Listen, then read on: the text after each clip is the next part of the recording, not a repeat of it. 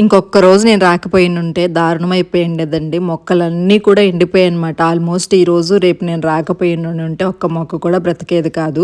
వచ్చి రాగానే ఇంక వీటికి వాటర్ అయితే పడుతున్నా. అయినా ఈ హస్బెండ్స్ ఎందుకండి ఇలా ఉంటారు? కొంచెం కూడా బాధ్యత లేకుండా. మొక్కలు కనిపిస్తున్నాయి కదా! వాటర్ లేవు. డే బై డే పడతది కదా! తను చూసుకోవాలి కదా! అనేది కూడా లేకుండా చూడండి ఎంత ఇదైపోయాయి. వాటిని చూడగానే ఎంత బాధ అనిపించిందో. మొక్కలు పెంచే వాళ్ళకి తెలుస్తుంది ఆ పెయిన్ అనేది. ఇదొక రకం అండి. ఇంట్లో ఏదో కొన్ని టైమ్స్ పార్సిల్స్ ఏదో తెచ్చుకున్నారు ఫ్రైడ్ రైస్ అలాగా. వాటిలో కర్రీస్ కానీ అవన్నీ కూడా అక్కడే ఎండిపోయి స్మెల్ వచ్చేస్తుంది. మళ్ళీ చేసేది ఏం లేదండి. పిల్లలు ఉండరు, ఎవరు ఉండరు, ఖాళీగానే ఉంటారు కదా. ఇల్లు చిందరవందరగా ఉంటే కొంచెమైనా చక్కగా పెట్టుకోవచ్చు కదా. ఇవి మాకు సంబంధం లేని పనులు అన్నట్లుగా కూర్చొని ఉంటారు. ఇంక వచ్చి రాగానే సురేష్ గారికి మంచిగా అక్షింతలు పడ్డాయి. ఏం పట్టించుకోరండి, గమ్ముగా ఉంటారు. అప్పటికి కొంచెం బెటర్ నేనున్నప్పుడు అనుకోండి, కొంచెమైనా చేస్తారు. ఈ మధ్య తిట్టడం కొంచెం తగ్గించాను. 2-3 సార్లు పొగిడాను సురేష్ గారు నేను లేకపోయినా కానీ మంచిగా చేస్తారు అని చెప్పి. అందుకనే ఈసారి బాగా ఎక్కువైపోయింది. అందుకని మళ్ళీ చాలా రోజుల తర్వాత తిట్లు పడ్డాయి అనమాట.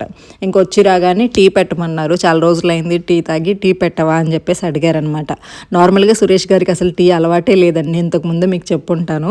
బట్ నాతో చేరి డైలీ మార్నింగ్ ఈవినింగ్ తాగడం వల్ల తనకు కూడా అలవాటైపోయింది. టైం అయ్యేసరికి టీ అడుగుతారు. ఈ మధ్య నేను లేను కదా, అందుకని ఇంకా తిట్టింది చాలే, మంచిగా ఒక టీ పెట్టివ్వా అని అడిగారనమాట. ఇంకేం చేస్తాం, కూల్ అయిపోయి వెళ్ళి టీ పెట్టేసి ఇంకా ఇద్దరం కలిసి తాగుతున్నాము. వీడియోస్ నచ్చితే లైక్ చేయొచ్చు కదబ్బా, మర్చిపోతున్నారు. నెక్స్ట్ వీడియోలో కలుసుకుందాం.